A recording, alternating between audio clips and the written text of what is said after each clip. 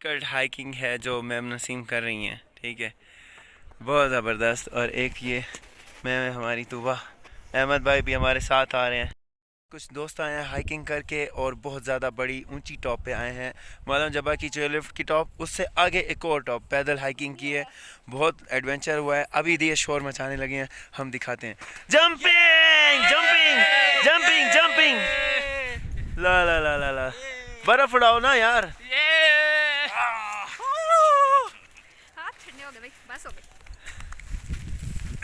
अच्छा,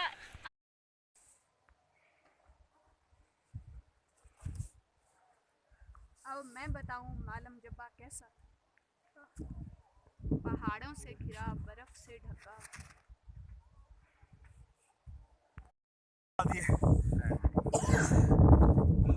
चल पैने आजा।